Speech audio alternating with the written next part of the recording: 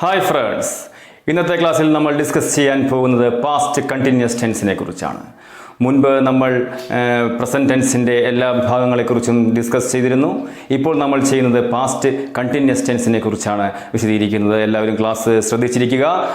ഞാൻ കഴിഞ്ഞ വീഡിയോകളിൽ സൂചിപ്പിച്ചിരുന്നു, നിങ്ങളിപ്പോൾ പഠിക്കാൻ പോകുന്നത് പാസ്റ്റ് കണ്ടിന്യൂസ് ടെൻസ് ആണ്. സോ പാസ്റ്റ് കണ്ടിന്യൂസ് ടെൻസ് പഠിക്കുമ്പോൾ തന്നെ നിങ്ങൾ പ്രസൻറ്റ് കണ്ടിന്യൂസ് ടെൻസ് എന്താണ് എന്ന് അറിഞ്ഞിരിക്കുക. പ്രസൻറ്റ് കണ്ടിന്യൂസ് ടെൻസിൻ്റെ ക്ലാസ് നമ്മുടെ ചാനലിൽ ലഭ്യമാണ്, അത് കാണാത്തവർ കാണണം. അപ്പോൾ പ്രസൻറ്റ് കണ്ടിന്യൂസ് ടെൻസ് പഠിച്ചതിന് ശേഷം പാസ്റ്റ് കണ്ടിന്യൂസ് ടെൻസ് പഠിക്കുക. ഇപ്പോൾ നമ്മൾ എടുക്കാൻ പോകുന്ന പാസ്റ്റ് കണ്ടിന്യൂസ് ടെൻസ് പഠിക്കുക. അങ്ങനെ പ്രസൻറ്റ് കണ്ടിന്യൂസ് ടെൻസും പാസ്റ്റ് കണ്ടിന്യൂസ് ടെൻസും തമ്മിൽ താരതമ്യം ചെയ്യുക. എന്തെല്ലാം മാറ്റങ്ങളാണ് ഈ രണ്ട് പ്രയോഗങ്ങൾ തമ്മിൽ ഉണ്ടായിരിക്കുന്നത് എന്ന് ശ്രദ്ധിക്കുക. ഓക്സിലറി വെർബിൽ വന്നിരിക്കുന്ന മാറ്റങ്ങൾ, അതായത് സഹായക ക്രിയയിൽ വന്നിരിക്കുന്ന മാറ്റങ്ങൾ, വെർബിൽ എന്തു മാറ്റങ്ങൾ വന്നിരിക്കുന്നു എന്നെല്ലാം ശ്രദ്ധിക്കുക. അതിൻ്റെ മലയാളത്തിലുള്ള അർത്ഥം കൂടി നമ്മൾ ഈ ക്ലാസ്സുകളിൽ പറയുന്നുണ്ട്, അതുകൂടി നിങ്ങൾ ശ്രദ്ധിക്കുക. നമ്മളിപ്പോൾ ക്ലാസ്സിലേക്ക് കടക്കുകയാണ്. Past continuous tense. Continuous tense എന്നാൽ തുടർന്നുകൊണ്ടിരിക്കുന്ന എന്നർത്ഥം. എന്നാൽ പാസ്റ്റ് കണ്ടിന്യൂസ് ടെൻസിൻ്റെ അർത്ഥം അത് കഴിഞ്ഞ കാലത്തിൽ തുടർന്നുകൊണ്ടിരുന്ന ഒരു പ്രവൃത്തിയാണ്. അതായത് ഇപ്പോൾ സംഭവിച്ചു കൊണ്ടിരിക്കുന്നില്ല എന്നർത്ഥം. ഇപ്പോൾ സംഭവിച്ചു കൊണ്ടിരിക്കുന്ന കാര്യങ്ങളെക്കുറിച്ച് പറയാൻ നമുക്ക് പ്രസൻറ്റ് കണ്ടിന്യൂസ് ടെൻസ് ആണ് ഉപയോഗിക്കുക. പ്രസൻറ്റ് കണ്ടിന്യൂസ് ടെൻസ് ആണ് ഉപയോഗിക്കുക. എന്നാൽ കഴിഞ്ഞു പോയ കാര്യങ്ങളെക്കുറിച്ച് പറയാൻ, കഴിഞ്ഞു പോയ കാര്യങ്ങളെക്കുറിച്ച് മാത്രമല്ല, കഴിഞ്ഞു പോയ എന്നാൽ ഭൂതകാലത്തിൽ തുടർന്നുകൊണ്ടിരുന്ന കാര്യങ്ങൾ, അതിനെക്കുറിച്ച് പറയാൻ വേണ്ടിയാണ് നമ്മൾ പാസ്റ്റ് കണ്ടിന്യൂസ് ടെൻസ് ഉപയോഗിക്കുന്നത്. പ്രസൻറ്റ് കണ്ടിന്യൂസ് ടെൻസിൻ്റെ നേരെ ഓപ്പോസിറ്റാണ് പാസ്റ്റ് കണ്ടിന്യൂസ് ടെൻസ്. അതുകൊണ്ടാണ് പ്രസൻറ്റ് കണ്ടിന്യൂസ് ടെൻസ് പഠിച്ചതിന് ശേഷം ഇതിലേക്ക് വരാൻ നേരത്തെ സൂചിപ്പിച്ചത്. ഇവിടെ ബോർഡിൽ കൊടുത്തിരിക്കുന്ന ഈ sentence, he was playing cricket. He എന്ന സബ്ജക്റ്റ് സിംഗുലർ ആണ് എന്ന് നിങ്ങൾ ശ്രദ്ധിക്കുക. വാസ് എന്ന ഓക്സിലറി വെർബ് ഇവിടെ കൊടുത്തിരിക്കുന്നു.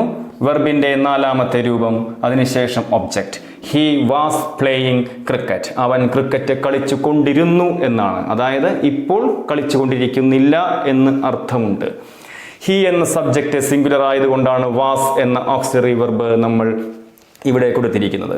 ഓക്സിലറി വെർബ് എന്ന് പറഞ്ഞാൽ സഹായക ക്രിയയാണ്.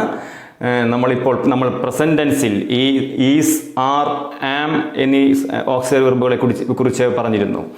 അതുപോലെ പാസ്റ്റ് കണ്ടിന്യൂസ് ടെൻസിൽ, പ്രസന്റ് കണ്ടിന്യൂസ് ടെൻസിലെ ഓക്സിലറി വെർബുകളാണ് ഈസ്, ആർ, ആം എന്നിവ എങ്കിൽ പാസ്റ്റ് കണ്ടിന്യൂസ് ടെൻസിലേക്ക് അത് വരുമ്പോൾ വാസ്, വേർ എന്നിവയായി മാറുന്നു. വാസ്, വേർ എന്നിവയാണ് പാസ്റ്റ് കണ്ടിന്യൂസ് ടെൻസിൽ ഉപയോഗിക്കുന്ന ഓക്സിലറി വെർബുകൾ അഥവാ സഹായക ക്രിയകൾ. എന്തുകൊണ്ടാണ് ഇവിടെ വാസ് ഉപയോഗിച്ചിരിക്കുന്നത്?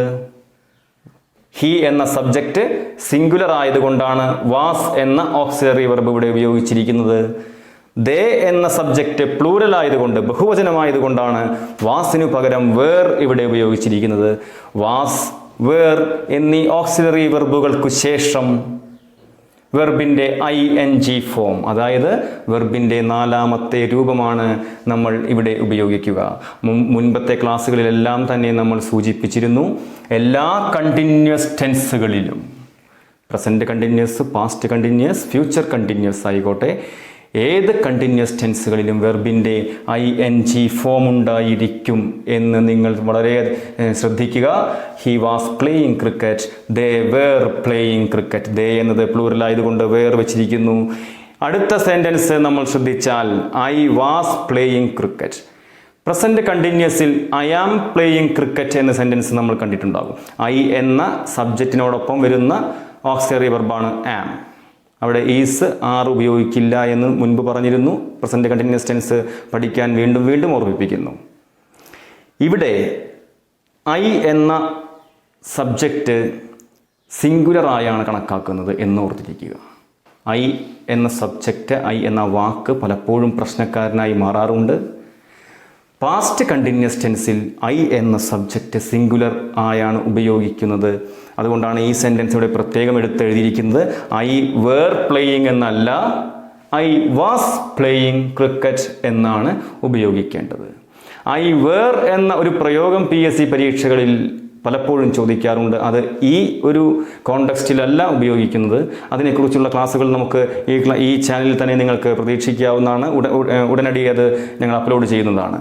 എന്നാൽ ഇവിടെ പാസ്റ്റ് കണ്ടിന്യൂസ് ടെൻസിൽ എപ്പോഴും ഐ എന്ന് പറയുന്നത് സിംഗുലർ സബ്ജക്റ്റായാണ് കണക്കാക്കുന്നത് കൊണ്ട് വാസ് എന്ന ഓക്സിലറി വെർബാണ് ഉപയോഗിക്കുന്നത്. സബ്ജക്റ്റ് പ്ലൂറൽ ആകുമ്പോൾ വേർ എന്ന ഓക്സിലറി വെർബ് ഉപയോഗിക്കുന്നു. കണ്ടിന്യൂസ് ടെൻസ് ആയതുകൊണ്ട് തന്നെ ING എന്ന നാലാമത്തെ രൂപം ഉപയോഗിക്കുന്നു. വെർബിൻ്റെ 4 രൂപങ്ങളെക്കുറിച്ചുള്ള വിശദമായ ക്ലാസ് നമ്മൾ മുൻപ് അപ്ലോഡ് ചെയ്തിട്ടുണ്ട്.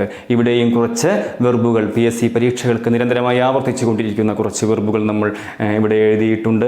ഇവ നിങ്ങൾ പഠിച്ചു വയ്ക്കുക. നിങ്ങൾക്ക് ഇനിയുള്ള എക്സാമിനേഷനുകളിൽ തീർച്ചയായും ഉപകാരപ്പെടുന്ന ഒരു ഭാഗമാണ് വെർബുകൾ എന്ന് പറയുന്നത്, വെർബിൻ്റെ ഡിഫറൻറ്റ് ഫോംസ്. സോ നമ്മൾ ഈ ക്ലാസ് വൈൻഡ് അപ്പ് ചെയ്യുന്നതിന് മുമ്പ് ഒരിക്കൽ കൂടി നിങ്ങളെ ഓർമ്മിപ്പിക്കുന്നു, ഇതുവരെ ഈ ചാനൽ സബ്സ്ക്രൈബ് ചെയ്യാത്ത സുഹൃത്തുക്കൾ ഉണ്ടെങ്കിൽ please subscribe this channel. Bell button അമർത്തുക. ഓൾ എന്ന ഓപ്ഷൻ കൊടുക്കാൻ മറക്കാതിരിക്കുക. അടുത്ത ക്ലാസ്സിൽ കാണാം. Good bye.